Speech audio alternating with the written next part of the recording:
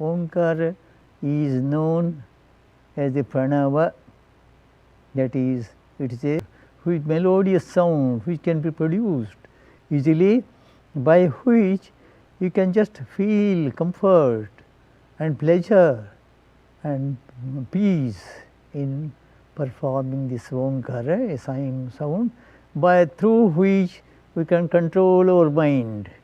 That controlling the mind or controlling the activities of the mind itself is known as yoga according to Patanjali. That is, yogas chitta vritti nirodha. Patanjali says in this way, controlling the activities or movement of the or vibrations of the mind is known as yoga. And Bhagavad Gita says that yoga karmasu kaushalam. That is, yoga means and doing the things in the perfect way. Anything, whatever you are doing is, if it is excellent, so that is called yoga. Excellence is possible only when the body as well as mind both are involved in performing any work or anything. That excellence, when it comes, it is called yoga. Normal and comfortable working of all or uniform working of all the systems in the body. If all the systems in the body are working normally and naturally, that itself is called yoga, by which we can control our mind. So, please remember, controlling the activities of the mind is known as yoga. Yogas chitta vritti nirodha. Yoga karmasu kaushalam. Like that, there are good number of definitions to yoga. So, we can try to understand different things and just get the advantages of it. Yoga, in my personal opinion, of about 70 years of my experience, we can learn it, and with the help of the proper teacher, experienced teacher, we can get a lot of benefits out of it. Yoga is so simple and the best, and without any sort of expenditure you can do it. But only the thing is, you must be lucky enough to get the good teacher to just teach the good thing in the best possible way. Sitting comfortably and stably is known as asana. That is, the definition of asana may be in this way: sthira sukham asanam. That is, a stable and a comfortable posture is known as asana. You can sit in any way, but the body should be stable and you should feel comfortable. But the principles of certain things, practices should be followed. That is, the backbone should be vertical to the floor, and body should be on the floor, and neck and head will be in line with the backbone. These are the few principles. This yogic practices is the best possible practice, and improving the health of the body, health of the mind. Health of the mind means the stable mind is a strong mind, mobile mind is a weak mind. The very nature of the mind is mobility. It always will be wandering from object to object, subject to subject, place to place.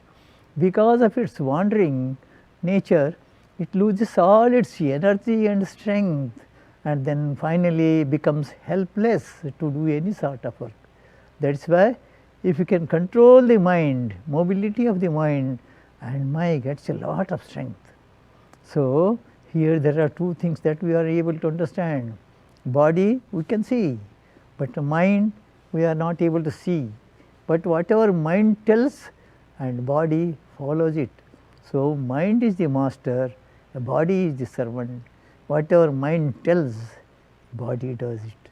So, that is why if you can control your mind, you can control your body also, all its activities. That is why, and making the mind stable, which is called yoga, and making the mind, body mobile, it is called yoga. So, mobility of the body and stability of the mind, both together, they are called as the yogic systems. So, we can go on just learning the things part by part, one by one, and they are very simple things. Anybody can learn without any, there is no age bar, there is no other restriction of the place and other things. If the place is clean, it is enough.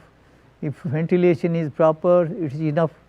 And either one can practice either in the morning, which is the best possible time, or in the evening, second best possible time, or any time in the day or night, it can be performed. By chance, if you perform it in a particular fixed time, it is the best. Otherwise also, once if you can perform any time in a day or night, and it will be really useful, and one can get all the advantages by this yoga. Man is the unity of jiva, deha, that is the body, mind which is not visible, body is visible, intellect, and Atman. Atman is the essence of each individual. Each individual has got this essence, and that is called Jivatma, because it is with every individual, it is called Jivatma, and every individual has got the Jivatmas, and these Jivatmas finally, and they are in the beginning they are coming from Paramatma, that is the whole universe has got an Atma, which is called Paramat Atma. Parama means Sreshta, that is purest, and that is the main, and these Jivatmas are supposed to get from this Paramatma and come back to the worldly life, and after enjoying the worldly life, they have to finally go back to Paramatma and join there. That is called moksha, Atma Sakshatkara, that is final goal of every individual living being. If one can achieve it, that is the final stage of an individual. I feel that this yoga can be performed by everybody. Everybody can get the advantages of it and get whatever one feels like getting. If one desires, he will definitely get it if he is performing yoga. That is, anything desired can be achieved by performance of yoga. As I hope one can practice and get the advantages of this yoga. I wish that all of you can try to get it, get the final stage, that is complete bliss or full-fledged peace of mind. Relax. Thank you very much for organizing this. In future, if you like, you can introduce it in the form of lessons also. Thank you very much once again to all the people, authorities of this center.